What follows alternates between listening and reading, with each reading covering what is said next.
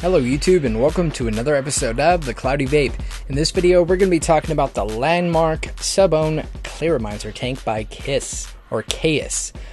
They said to pronounce it like Kiss. So, yeah, you got a little lion kind of engraved on the top. You also have a spring-loaded airflow, or not airflow, juice flow. So as you turn it, basically that, pops off. I don't know why I'm trying to show it right now. But yeah, I've had a little bit of issues with this right away. I've had a lot of leaking, and it's actually leaking from the very top. You can actually see right here, if it zooms in, you see the little bit of condensation at the top. There's juice actually coming up. Whenever I inhale, I'm going to have juice kind of come out right there, and there is also a little juice on the drip tip and inside the actual little drip tip adapter right there. So I am having a little bit of trouble with this. Both the NI200 and the Canthal heads. Also, the rebuildable head is just like all the other heads. You just build it, you remove the grommet, and you build it. If I can find a really good build video of that, I'll definitely put it in the description box below. I can never say description box. I don't know why. I just said it good now, but I can't roll into it. You know what I mean? But let's have a little vape on this. This is the 0.5 ohm head. Yep, and I'm going to be vaping it at about 47 watts. You have huge juice flow channels into these coils. So I'm going to be vaping on Wubbalicious by Crew Juice. Shout out to Big Lou. So let's have a vape.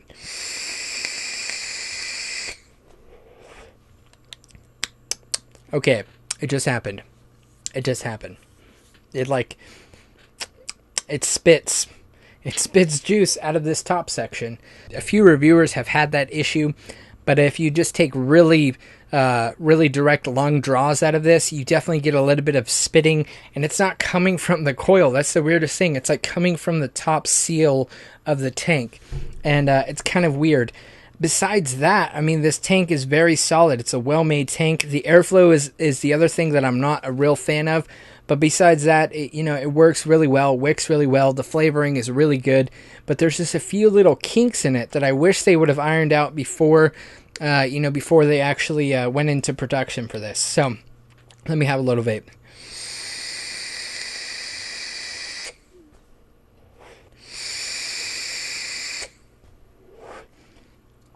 So as you can see, Clouds for Days, really good flavor, and that's at about 45 watts, 0.5 ohms, and it's just very, very good flavor, very well done, and there's just these few little things that really bug me about this. So, without more ranting about this, let's dive down, check it out. As far as the NI200 coil heads, I actually prefer them over the Canthal heads, but just for right now, I had this set up, and I'm just vaping on the Canthal heads, but I can speak a little bit into the NI200 heads, and they work very, very well. So if you guys want me to, maybe I'll do a kind of a update, maybe do a build on the RBA section, and then talk a little bit more about the NI200. But right now, let's just check out the actual device, talk a little bit about it, and then talk about pros and cons. All right, so here is the Landmark tank. This is the Landmark Tank by Kaees. It is spelled Kaees, but it is actually pronounced Kiss. So this is the Landmark tank. It says Landmark. Has a little bit of details on the back. Authentication check. Nice little box. It was a little damaged when they did ship it. That's just kind of how they shipped it, though. So, either it was how they shipped it or the actual carrier. Who knows? But so right away, this little pocket right here is for your Canthal head, 0.5 ohms. That's what's inside of this tank at this moment. This is your NI200 coil. It is not bad at all. Nice little triangle thing going on in there. Yeah, kind of triangle, square, chopped up. So your airflow holes are huge, very generous airflow holes. And if you can see in there, nice cotton packed inside of there. So this is your NI200 head for temp sensing.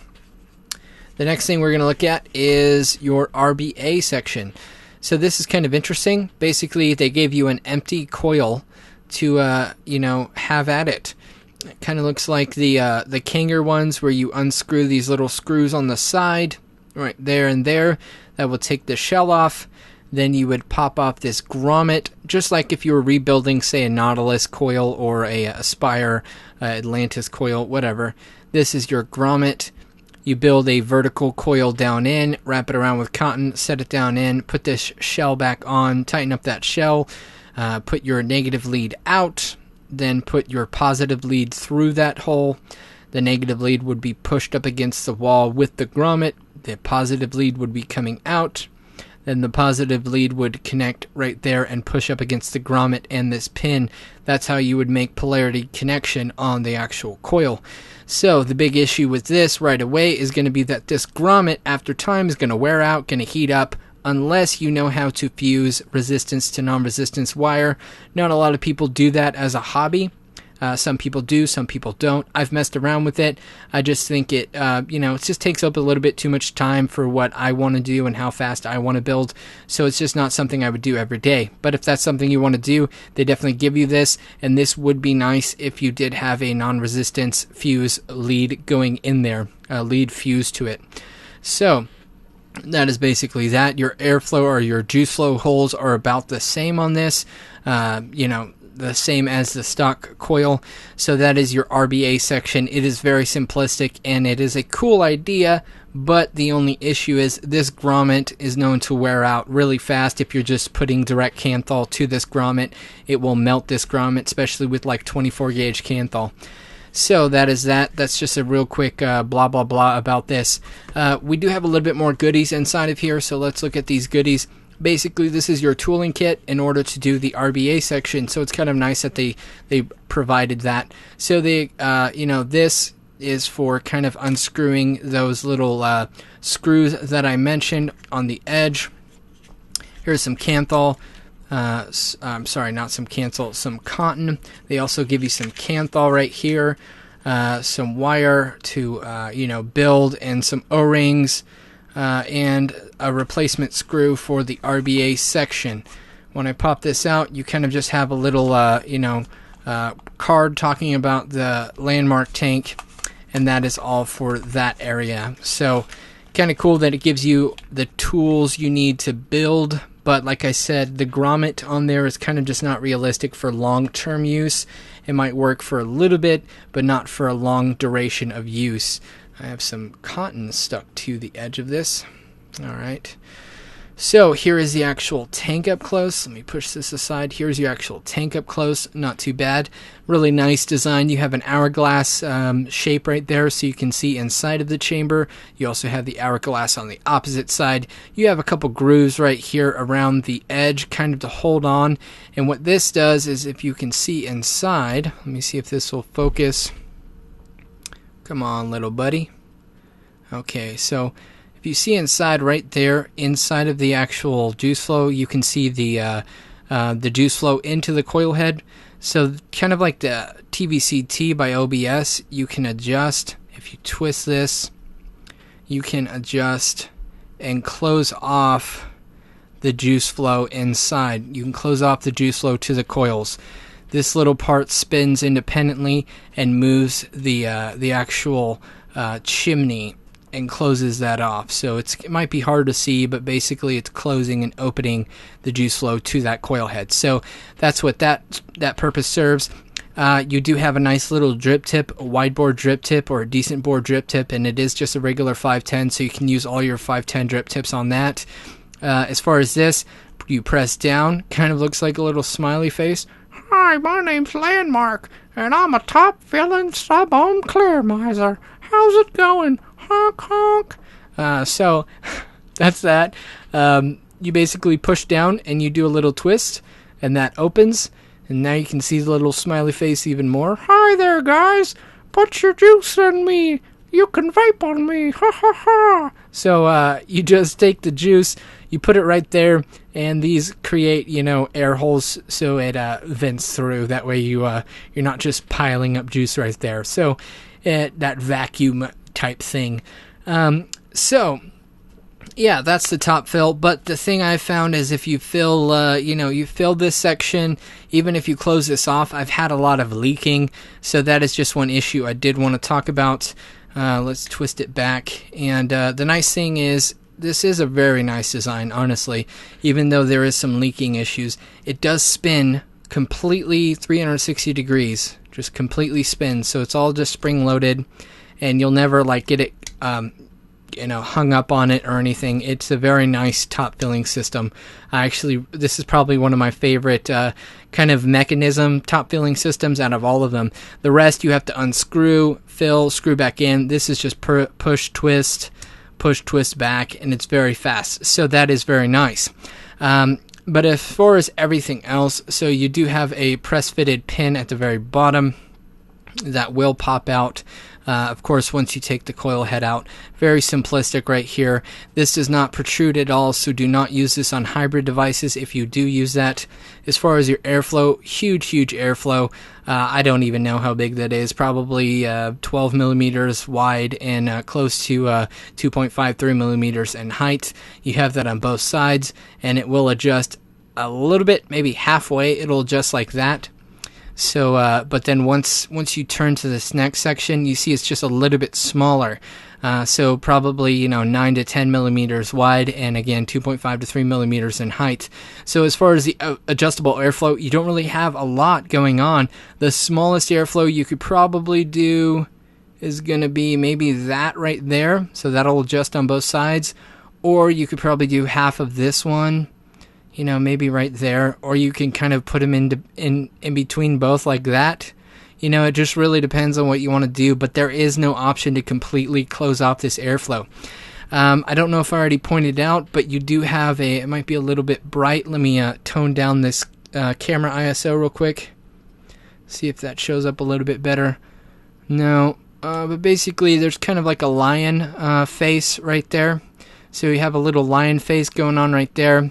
Then you have the engraving of the company's name right there, Kaees, or Kaees, whatever you want to say. The company says it is Kaees and not Kaees.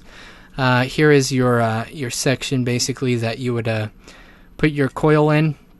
So I believe this is all one section. I haven't really figured out how to get this all apart. It just seems like one big machine thing. So look down in there. You can fill it traditionally, like most sub-ohm clearimizers, right down inside of there if you want. And that is that. Not too bad. Here is your your deck and your coil head. So there's your juice flow. Not too bad. You have an O-ring to seal off the tank. It unscrews just like that. There is your coil. You have a nice little positive pin plate right there. That is what your positive pin is going to be. And yeah, like I said, it does not protrude, so just be careful. The coil heads, like I showed you again, this is the Kanthal head. You have your grommet and a pin, just like most vertical Kanthal heads. And then you do have a really generous juice channel going into the coil head. So, yeah, that is the Landmark by Kaees. Very simplistic, but it has a cool little design feature. I really like the look of it. I also like this top fill, but there is a little bit of leaking issues at this moment. So, yeah, that is, I guess that's all I have to say up close. So let's go back up to FaceTime and talk about it just a little bit more. So as far as the pros and cons, I would say right away the con is this top fill. The top fill is such a great idea and it works really well. The only issue is once you start vaping on it and stuff, somehow a little bit of liquid residue comes out of this kind of top fill section, this kind of top seal section. I don't know why or what is causing that. The other issue also is a con. Even with the juice flow closed and the airflow closed and I fill it from the top, I get leak out of the airflow. It leaks out of the airflow really bad. I know if you just leave this top section closed and you fill it just like a standard, take off the top, fill it from the bottom, it works fine, no problem. But there's some type of seal or pressure that is happening out of the top section, so it's leaking really bad. But as far as performance, the performance of this is absolutely stellar. I really like the look. You kind of have the hourglass covering up, you have metal hourglass etching out the glass section, and it just looks really solid to me. I like the design. I'm really a fan of this lion on the front. I know a lot of people didn't like that. I'm a huge fan of it and I enjoy it. So yeah, as far as pros, flavor is great. Another pro, wicking is super great. Quality of it, the quality of machining is absolutely top notch. The only real issue I would have as far as quality would be this airflow control. The airflow control is a little weak.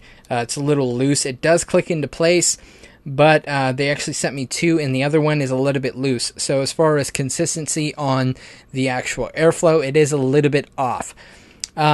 I wish, maybe there was just a little bit smaller airflow option, or if there was an option to completely close off the airflow. As it is, like you saw in the up close, there's only two options for airflow, or you try to close it off a little bit and you still have airflow coming out. So I wish the airflow was just a little bit different. But as far as performance, it works really well if you can overlook the leaking on the top, which I can't really overlook, and it's kind of annoying to me. So maybe version 2, maybe an updated version, hopefully, but I think they're in the right direction, and it's a solid first attempt, but there are definitely a few things that need to be worked out on this. So I want to give a big shout out to Kaees for sending this out for review. This is a great product, just a few tweaks that need to be made. And yeah, that is all I have to say about this. So I'm going to wrap up this review, and I'll talk to you soon. Thanks for watching this video. If you liked it, please like it. And if you like my videos in general, please subscribe. And as always, stay classy and keep vaping.